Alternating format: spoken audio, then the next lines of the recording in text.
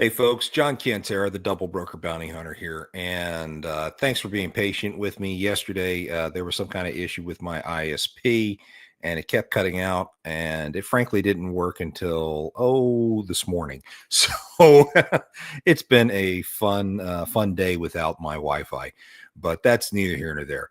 In the meantime, folks, welcome back. We're going to be talking about how to recover your authority when it has been compromised by scammers. But before we do, let's go ahead and show some love to our sponsors at AccuBid Pro. Whether you are new to the industry or you're a veteran, the only way to stay alive is to manage your costs. And there's no better way to do that than with AccuBid Pro. Tired of spending hours bidding on loads and second-guessing your profits? Introducing AccuBid Pro, the mobile app designed for the everyday owner-operator. We simplify load bidding, making it fast, accurate, and stress-free. Know your operating costs up front to ensure every load is profitable. Plus, for a limited time, enjoy a 30-day free trial. Stop guessing and start earning. Download AccuBid Pro today, available now in the App Store. Bid better with AccuBid Pro. Welcome back, and I am so glad that we were able to get this going finally. Yeah, it was a kind of a crazy day yesterday, but in the meantime, let's go ahead and get into the identity theft segment of our series. This has been something that's been very near and dear to me, and I've been dealing with this for at least 2 years now. And it gets more and more complicated every time. The good news is that I've got great relationships with the registration team at FMCSA. And when things go sideways, they're a great resource of trying to get things squared away for me. So let's go ahead and get into this. Now, as we backtrack just a hair, we've talked before about impersonation.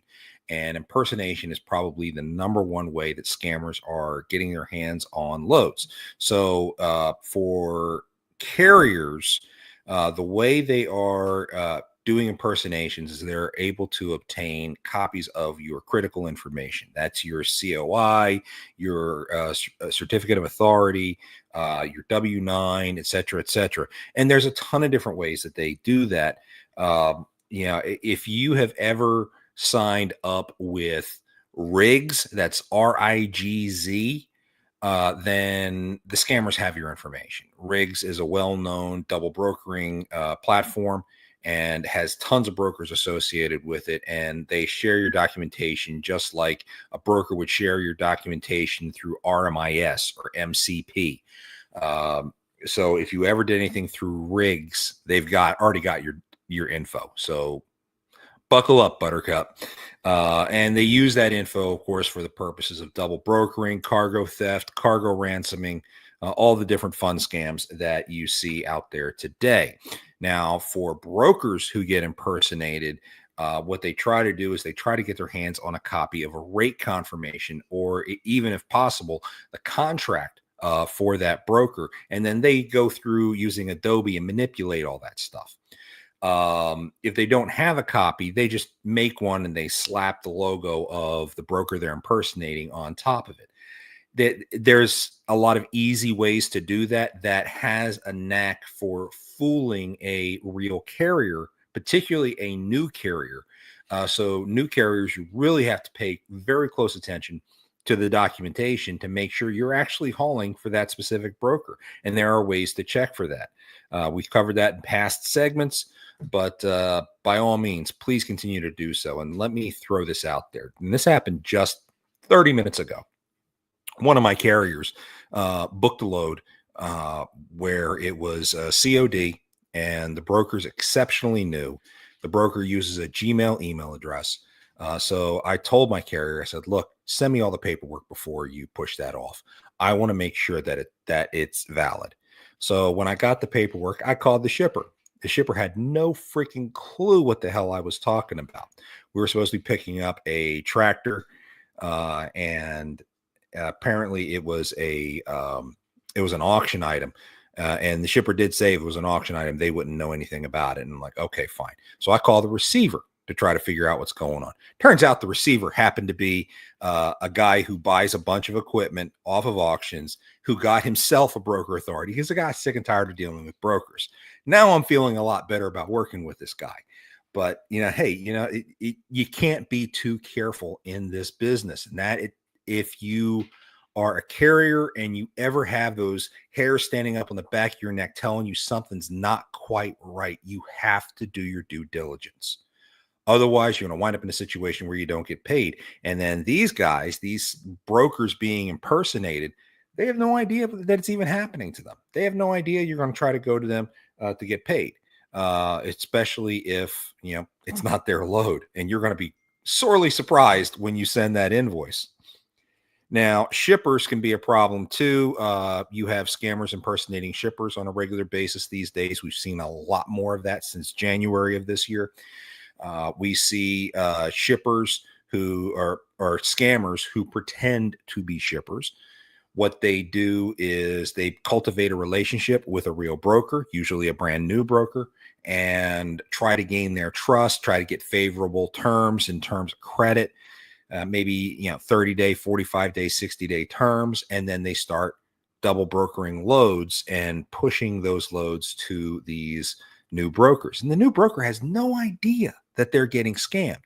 So they go and they hire a real carrier, put out a real rate confirmation to the real carrier, the load gets moved, real carrier gets paid, and then at the end of the 30, 45, or 60-day term, when the broker expects to be paid, boom, the scammer disappears and never pays the broker, and the broker's out thousands of dollars. So very ugly scam when that happens. Impersonation through denial. This is basically when a scammer gets in and steals a carrier's information right out of Safer. And the reason why this is such a big deal, and it's a big focus of my discussion for today, the reason why this is such a big deal is because in March of 2023, DOT had a data breach. That data breach, they admitted only that the employee information, federal employee information, was compromised. Well, that was not true. Turns out the DOT PIN numbers were compromised also. So now you have all these DOT PIN numbers from March of 2023 sitting out on the dark web. And then you have these scammers who go through and scan through Safer to find carriers they like. Example, they have good age of authority, they have good safety scores, they have got a solid inspection history, something along those lines. And once they match that MC number that they want to steal, they go into the dark web, get the DOT PIN number, and they log in to the FMCSA and literally steal your MC. They will go in, they will change contact information. And once they have contact information changed, then they can call Highway and all the others and believe them, because if they tried calling the phone number to verify off of Safer who the guy is, they're going to get the scammer and not the actual owner of the brokerage. Now, there are new processes in place that have come up only in the last couple of months that changes that narrative and helps to protect carriers and brokers in that type of situation. I'll talk more about Safer Lock in just a moment. Another impersonation process is by email, and email appears to be the new battleground when it comes to dealing with scammers. So what they basically are doing is they're hacking into carrier and broker emails. Once they get in, they are inserting rules into your settings. And those rules will be based on keywords like rate confirmation or something along those lines. And they're skimming those emails right out of your inbox. So they'll have like a forwarding rule, or they will have a rule that copies it. They'll have rules that delete it right out of your inbox, whatever. So the best defense in this case is to go into your email system at least once a week. I would do it every day. And in fact, I do it every day. And I check for anything in the settings that I didn't put in there myself. If there are any forwarding rules or anything like that, delete them. And if you notice those, don't just delete them. Change your password for your email as well. That minimizes the chance of them hacking their way back in. So by all means, computer security is extremely important when it comes to fighting scammers. But let's really get into the impersonation and the warning signs here and how you can recover from it if your authority ends up getting stolen. So when you have a broker impersonation going on, some of the things that you look for is email domains. If the email domain does not match the broker's website, and most brokers out there, most legitimate brokers have a website. So you can take that email domain that you get, plug that into your browser, and it should pop up a valid website for the broker. Now, scammers can clone that also. So don't be surprised. But certainly the hair should be standing up on the back of your neck if you're seeing a Gmail or a Yahoo address for a broker. I know a lot of carriers are using these, but brokers, there's no reason to be using a Gmail or public domain email address. You shouldn't be doing it. And if you do, expect people like me to ask a lot of questions and to call a lot of people to verify whether or not you're a scammer. Okay, so please don't be offended. If you're using Gmail, I am going to call your shipper. I am going to call your receiver and verify that you are the brokerage who has the load. I'm telling you now, that's happening, folks. Okay. I also look at the rate confirmation. If the rate confirmation has multiple fonts on it or has a weird spacing or anything odd with the font, spelling errors, anything like that, it draws a red flag. Again, most brokerages use a actual TMS program. Those programs fill out the formats on all the forms. The spelling is impeccable on them. If they capitalize the 2-letter state code in the pickup address, then it better be capitalized in the receiver address, et cetera, et cetera. Formatting is important in these TMSs and it's uniform. So it should look that way when you're looking at a rate confirmation. If it is not uniform, ask questions. Blind shipments are also a problem. They're also a warning sign. I've had tons of good blind shipments that I've had to work. But when I have a blind shipment that I'm working on for one of the carriers I dispatch for, I will drill in with the broker I'm booking the load as to why it is a blind shipment. The last one I did turned out to be a receiver who got some steel from a steel manufacturer. The steel was off grade, was off spec, and they wanted to send it back. Well, another customer who in between the shipper and the receiver, they were not as picky about the spec as the first customer was. So all they wanted to do was transfer that cargo to the other customer. So instead of shipping it all the way back, they did a blind BOL and had it shipped from one customer to the next instead. Well, I was able to trace that back using the original BOL and the new BOL and be able to connect dots to understand exactly why that was being used as a blind shipment. If you can't figure that out as a carrier as to why it is a blind shipment, then there may very well be a problem. So the broker should be extremely clear as to why it is happening. Be sure to ask questions. The other thing I always look for is abnormal rates. I mean, there's reasons all the time for rates being high or rates being low. But ask the question. If it's outside of the norm, and let's say you're running hot shots or flatbeds and they're offering $5-6 a mile, well, that's really high. What's the catch? Do they want it double tarped? Do they want certain size chains? Do they are they expecting a TSA card at delivery? I mean, ask the questions. There has to be reasons as to why. If they're just saying, "Oh no, it's just a typical 53-foot dry van," drop and hook, and they're paying $7 a mile, man, you should be raising all kinds of questions at that point. But for those who are experienced in this industry, it's common sense. For the 800 new carriers a week that come into this industry, they don't know yet.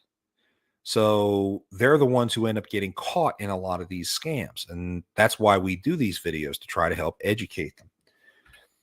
If you're going through a carrier impersonation situation, same deal. If the carrier has a website, and I know very few actually do, I did when I was a carrier, but that's neither here nor there. Their domain should be, or the email domain should match the carrier's website. And if they use Gmail or Yahoo, again, most scammers use public domain email addresses. I recommend to all carriers out there, it is inexpensive, like $20 a year.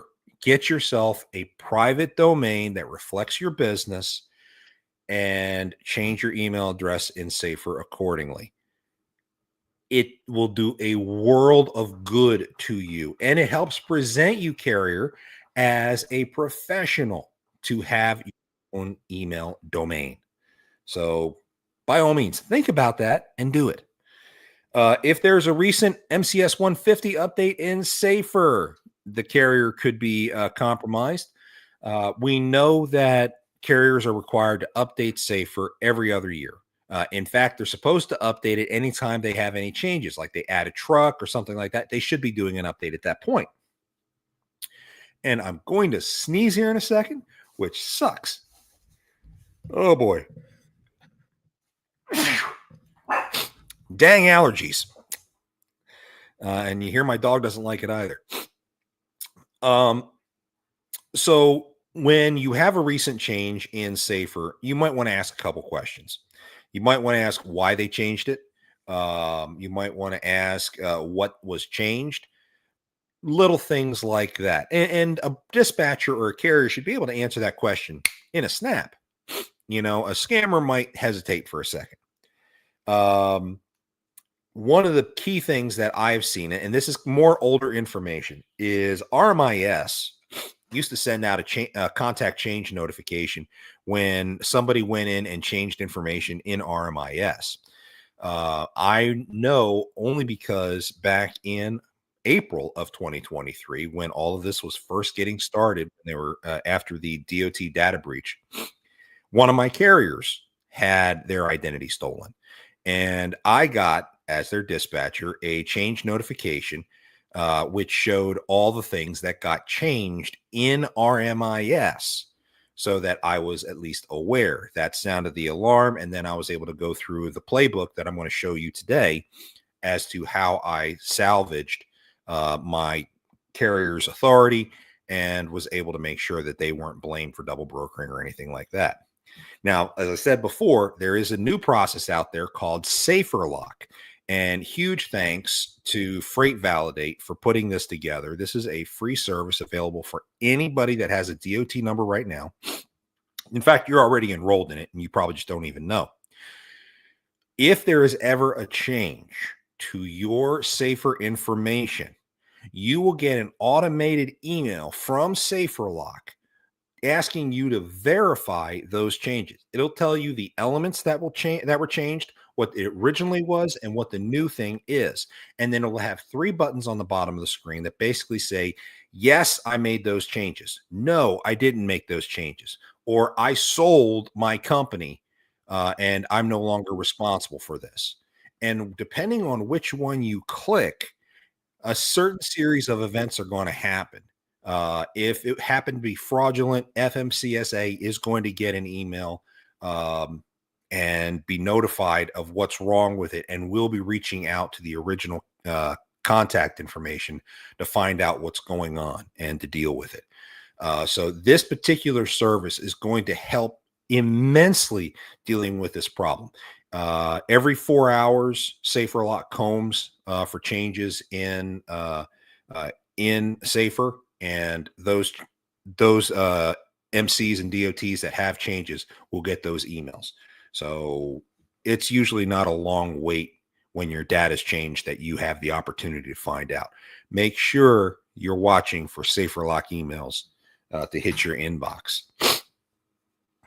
Here's the a picture of the email that I got from RMIS a couple of years ago, which shows the changes, original information and old information. I know you can't read it very well, and special thanks to Govinord, who gave me permission to go ahead and show this.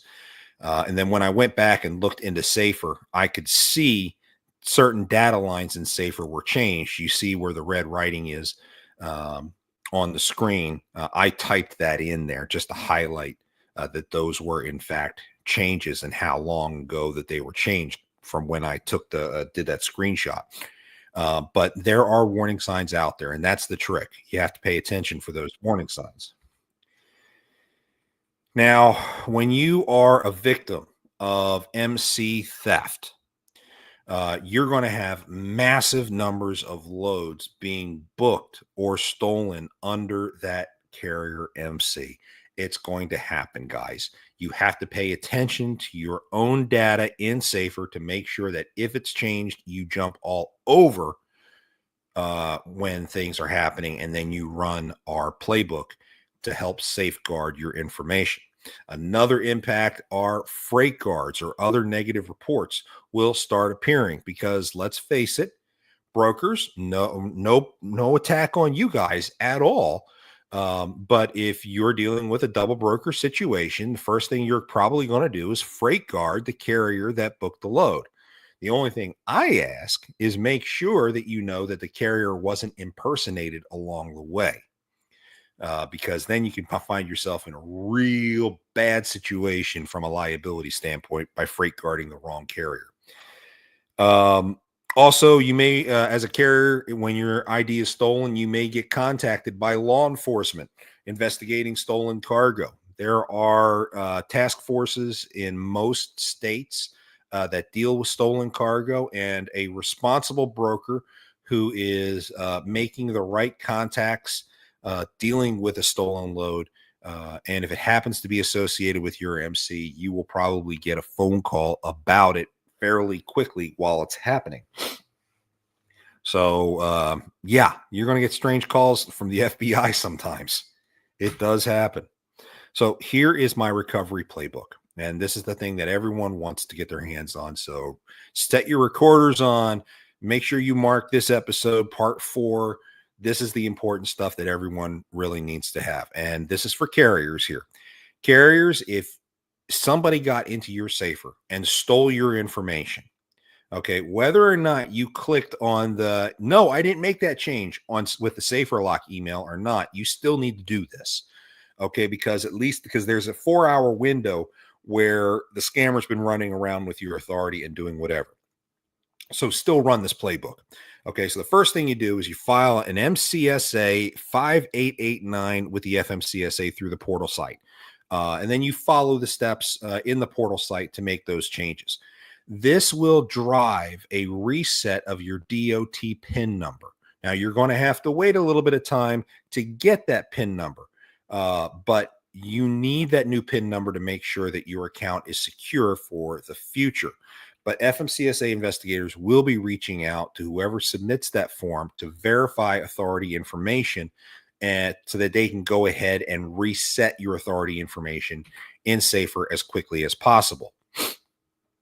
And if you have not requested the change in your PIN, change it. In fact, especially if you have not changed your DOT PIN number since you first got your DOT PIN number, and it was before March of 2023, you should be requesting a new DOT PIN number like yesterday, because it's out there on the dark web right now, and you don't want that out there. So change your damn PIN number, folks. Here's the website to request a new PIN number. Remember, they have to do it by mail, and it takes about 5 to 10 business days to get it. They do not do email of PIN numbers anymore because of all the scamming going on. Once you've requested the new PIN, move on to the next step. Don't wait for the new PIN to show up, because everything's time sensitive here. The next thing I do is I would contact all of the screening platforms, especially the major ones: Highway, Assure Assist, RMIS. Phone numbers are up on the screen. And the reason why I have phone numbers on there is because you need to talk to a human being. You need to discuss with them, hey, my MC number got stolen. Some hacker has it. I want an alert put out there because I don't want anyone to book anything without going through me first. Well, you have to call them. Now, a lot of these have that little callback feature where it says, if you want us to call you back when someone is available, hit 1 and then dial your phone number or whatever. Don't do that. Stay on the line. Stay on hold. It is too important. Even if it means you are on hold for 2 hours, it is too important. Stay on hold.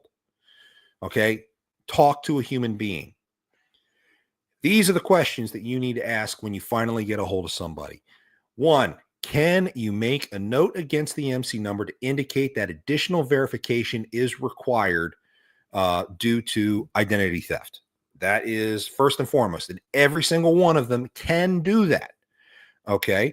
Then you want to ask if there are any negative reports because of the impersonation. So if you know about when it started, you can say, hey, any reports for this time period, whether it's, a few hours, a few days, whatever, so that you can have a grounds to contest those reports because your authority got stolen. And the last question you absolutely have to ask them is what brokers have requested setup documents since the date of the theft? And they will tell you. They'll tell you, oh, okay, Trinity did a setup yesterday. They'll give you the list. Write down that list. Make a note of all the brokers that they tell you have submitted information against your MC over the course of the last couple of days so that you can reach out to them directly. And that is the next step. Call each and every single one of those brokers. Call them all. And you need to tell them what's going on. Be frank with them. Say, hey, look, my authority got stolen. I think someone tried to book a load with you. Here's the MC number. What information do you have? What information can I give you to help you, et cetera, et cetera. Now, when I did this very same thing 2 years ago, we came across 22 brokers who had requested information from the screening services who were attempting to book loads in our name. Those 22, we stopped 15 of them from ever loading. So we got the loads canceled before they ever loaded, and the remaining 7 had already loaded. However, because we jumped on it so fast, the shippers were able to identify who the real carrier was. They told the broker who the real carrier was. The real carrier cut out the scammer and gave rate confirmations to the real carriers. So the real carriers actually got paid for the load. Thankfully, no harm, no foul on our end at GoVanord. So it was very critical that we made those phone calls as quickly as possible. Guys, it will take all day, if not a couple of days, to go through this process. But it is critical that you do. It is important, not just to help the brokers that are out there, but for your own reputation as a carrier. You need to make sure that you do this stuff. And if the load has already been picked up and the load is moving, stay in contact with that broker. Show them that you care about what's going on. If you do that, then, trust me, you're going to look a hell of a lot better to that broker for the future when you're trying to cooperate with an investigation. Also, call your insurance provider. You need to make sure that they are aware of what's going on. One of the big things that we have seen on the insurance side is that when an authority gets compromised, we are seeing attempts at adding equipment to your insurance policy. That's right. These scammers are taking their VIN numbers and trying to put them on your policy so they can haul loads, quote unquote, in your name. So when they go to pick something up, the VIN numbers match. You don't even know that it was added to your insurance. And boom, they've got a cargo. They're stealing it and you get blamed. Talk to your insurance company. Make sure you don't have any recent changes on that policy. We have seen all sorts of issues happen like that. And if you're from Axle Logistics and you're watching this, I'll call you back in a couple of minutes. Step 6, issue a fraud alert via social media. Any place that you have a social media presence, You need to go out there, be open and honest as a carrier. Say, hey, look, my MC has been stolen. If anyone is booking loads in our name, please contact this email, this phone number, and verify it first. That will help you. Get out on Reddit to the truckers subreddit, the freight broker subreddit. Get out onto hold on one second here. Get out onto Facebook groups and sort stuff out. God, you gotta love it when people just show up for nothing.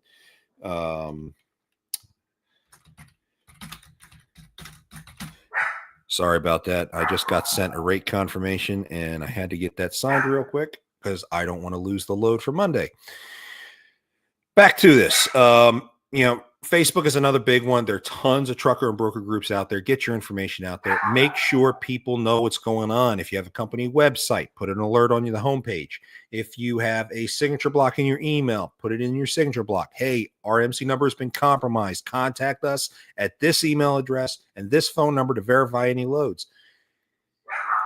Getting the info out instead of holding it in and being embarrassed about it will save your neck. Keeping anything back, holding anything back because you're embarrassed will mean the damage will get deeper and will last longer. That is a promise. Get the info out. I don't care if you're a carrier or a broker, get it out there. If you're a carrier, I would also find a broker that you are good with to check carrier 411 for you. And the reason why I say that is because carriers can't access carrier 411. And if somebody throws a freight guard against your authority for double brokering while your authority's been compromised, that notice email from carrier 411 is going to go to the scammer, not to the real carrier. So reach out to a broker who has carrier 411 and ask them to look up your MC to see whether or not you have any issues. Now, if you are in this situation, you can also get a hold of me and I will check with my contacts to see if you have a carrier 411 freight guard against you.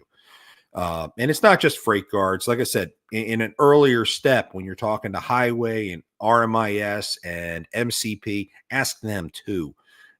But they will tell you if there's something there right away where carrier 411 won't. And if you find yourself in a situation where you did get a freight guard in a situation like this, reach out to me. I can help you with that. Most of you know that I help fight freight guards, and I do that at a fairly low cost. But in a situation where you may have a bunch of freight guards as a result of an MC theft, then I do it on a consulting basis to help minimize your cost. But seriously, get help if you get stuck with a freight guard over this type of situation. Someone with good investigative skills can help save you in trying to resolve these types of situations. When you finish running this playbook, make sure you figure out how they got your information in the first place, what put you at risk, and then improve your defenses accordingly. Again, find professional help, whether that's talking to a compliance specialist, whether it's talking to me, whether it's whatever. Find help to make sure that you are not going to become a victim again, because these guys are smart. They will try. They will keep at you until they get you and then steal more of your money. It's going to keep happening. So you have to protect yourselves. Constant vigilance is critical. And if you're a broker, you're still dealing with the same things too. And I'm sorry, brokers. I know some of you out there have never had a double brokered load, have never had a load stolen. You say your defenses are impeccable. Good luck, Buttercup, because these scammers are constantly improving what they're doing. They're constantly changing what they're doing. And every time we see something new, we have to reverse engineer how they did it so we can get alerts out to everybody. They are going to get you. It's not if, it's when. So make sure you're still paying attention and modifying your defenses on a regular basis to deal with the latest threats that exist. But if you wind up a victim, then you've got some problems. And the most common way brokers become victims is by phishing emails. And we've all seen these emails. If you're a broker out there, you know what I'm talking about. You get an email that looks like it came from DAT asking your user to log in. Click on the link and log in. They've got a wonderfully made up website that looks just like the login screens for DAT. You put your credentials in, and boom, they now have your credentials. This is where CompuSec, or computer security, really comes into play. Train your people, your remote agents, your new brokers, your new dispatchers, whatever. Train them in computer security. Make sure they don't click on every little link that hits their inbox. In fact, your IT folks, if you're big enough to have an IT department, your IT folks should be screening emails like that out before it ever gets to any of the users in your company. But if it does get out there and some young kid fresh out of college clicks on it and gives away his credentials, this is what you need to do to help recover. First and foremost, contact the load boards where anything is going on. You need to, in most cases, this happens on DAT. It doesn't happen near as much on Truck Stop, but DAT, we see it every day. Contact your account rep at DAT and have them purge all of your accounts. You want every single load that's on any of your accounts removed immediately, and then have them force a password change in all of your accounts.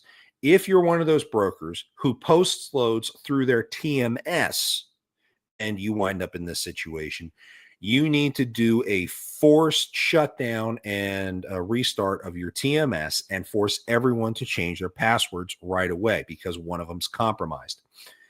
Then you can go in and start purging all the loads back off through your TMS. You got to be careful. That's how these guys are getting to the brokers, especially through phishing. If you're in the process of being impersonated or you have been impersonated, get the word out. Again, swallow your pride, immediately kick out a statement. If you have a global address book that has all the carriers that you've worked with, send an email out to them, get a posting out onto social media, whatever, that you've been compromised. Because when this happens, I'm not lying about this, guys. I'm not even exaggerating. When this thing happens and they hack your DAT account, they are posting, I kid you not, hundreds of loads per hour. Hundreds. They could be Amazon relay loads. They could be other loads that they're stealing from other brokers that they impersonate a carrier with. I don't care. It doesn't matter. But they're posting hundreds of loads in your name. So that's hundreds of opportunities that you're going to get a black eye. Granted, they're not your loads. So when the carrier comes looking to get paid, then you're not, of course, not going to get paid, but then you're going to get all the threats, all the yelling, all the screaming, all the cussing, because the carrier got screwed and they think that you're somewhat responsible. Get the word out that you've been impersonated, and that minimizes a lot of this headache. Determine how the information was compromised. Normally, it's a phishing email, but I would definitely be going through to figure out which of your accounts ended up getting compromised. Because if you have sensitive docs that are out online, you need to pull them down. You shouldn't have a copy of your contract sitting out there on your website. You shouldn't have examples of your rate confirmation sitting anywhere. And if you're seeing them out on social media, ask whoever posted it to pull it down. Okay, because you don't want that information getting out there. Another big one that we see are rogue agents. I see a lot of people complaining about Landstar double brokering. 9 times out of 10, if Landstar is actually double brokering and it's not co-brokering, and we'll talk more about the difference between co-brokering and double brokering another time. But if it's a situation where we're actually that real double brokering is happening, it's a rogue agent. And believe you me, Landstar actually has a security department that actually tries to fight these things very, very staunchly. I actually am in communication with them on a regular basis, investigating specific agents. So they're pretty good about that. But you may have a rogue employee, somebody who's down on their luck, who makes a deal with a scammer, and as an insider, pushing information to scammers so they can steal loads. It happens. It's not outside the realm. So know who your employees are and make sure you trust them. You also need to alert your insurance and surety, especially your accounts payable department. You don't want claims from carriers who got scammed in your name. You don't want claims going against your bond in those situations. It's just a headache. Yeah, you can defend yourself and you won't end up having to deal with it, but it is still a headache when the initial claim comes in. This will help save you some of those headaches if you tell them, hey, we've been impersonated. So if anyone calls about these kinds of loads, they're scams, decline them. The accounts payable department is probably the next shoe to fall. When these scams happen on DAT, your dispatch section gets inundated with phone calls. It's almost a denial of service attack because all these people are calling in. All these people are trying to get these loads that are paying really, really well. So it's going to tie you up on the phones for a long time. Your accounts payable department about 2 days later is going to start going through this exact same thing, because as soon as carriers go to file with their factoring and find out, oh, I'm sorry, this is a scam, we're not factoring it, who are they going to call? They're going to call your AP department.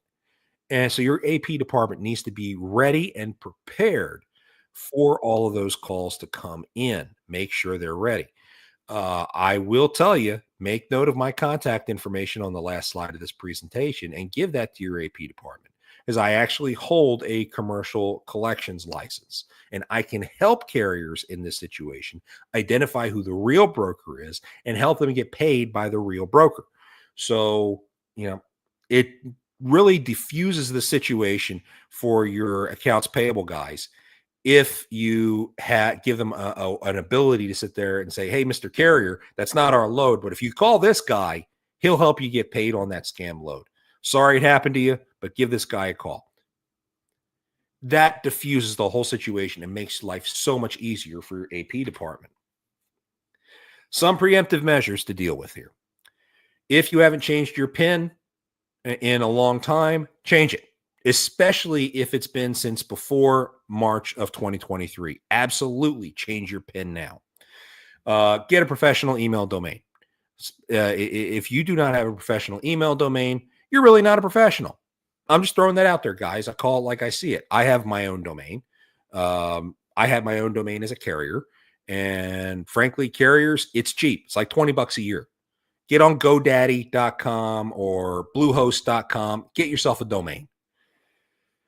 Monitor Safer every week. Now, yes, SaferLock exists. SaferLock is sending out emails. I still, as a habit, look at all of my dispatch clients and check their Safer information every single day. That is part of my morning routine, is to check that, because it's updated once a day. I check it every single day myself. But if you're a carrier or a broker, you should be checking your Safer stuff at least weekly. I recommend daily. And of course, watch for emails from SaferLock or Carrier 411 for that matter. Because if someone throws an errant freight guard your way, you're not going to know if you're not watching for that Carrier 411 email. Brokers, same deal. Change your PIN number. Vet all your clients, because again, you don't want that scammer shipper trying to get into your network and you start pushing loads out for them. Avoid posting copies of rate confirmations and contracts online. You don't want to see that. And then again, if you see a carrier doing it, ask politely to have them pull it down. And again, computer security, CompuSec, what we called it in the military. You must practice that. Absolutely, positively must practice that. You must be disciplined in how your computers are operated, especially when it comes to anything involving passwords. So next week, we're going to be talking about bad dispatch services. I know I'm a dispatch service myself. Am I going to paint myself to look good? You damn right I am. But I'm the double broker bounty hunter, and I don't maintain a reputation as a fraud fighter if I'm a bad dispatcher. So we'll talk more about what makes a good dispatcher versus a bad dispatcher next week, next Thursday, 10 a.m. We'll be doing that.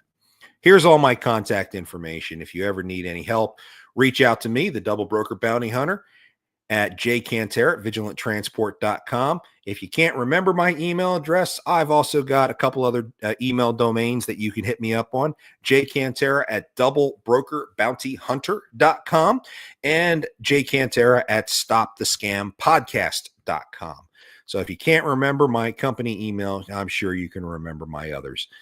Hit me up anytime. I'm happy to help in any way that I can.